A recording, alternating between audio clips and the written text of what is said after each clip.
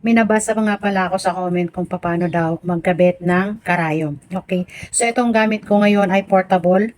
So, tanggalin ko lang. Yan na. Yan. Okay. Agoy, nalaglag.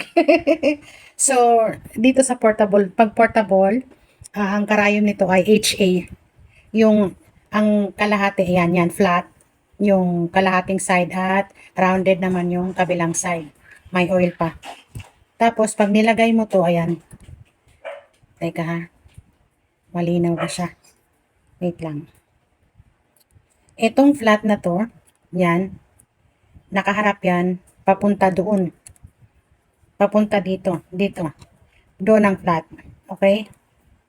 So, yung rounded, itong rounded na to, kita ba? Itong rounded na to, ito yung nakaharap sa'yo. Yung flat, yon yung ganyan.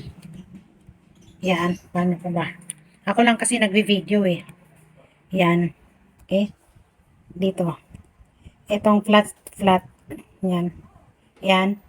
Yun ang nakaharap dun sa likod. Okay, okay. Yan, ganyan. Teka kasi nalaglag na yung ito nalaglag eh. So, ayan. Ikinabit ko ng konti. Tapos ipasok ko. Yan. Doon nakaharap ang flat side.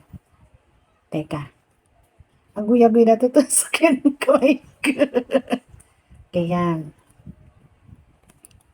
Okay, so ganyan. Ganyan lang po yung paglagay ng karayom sa portable at saka sa pedal na makina. HA ang gamit. So, ang gamit ko ngayon ay HA number 11.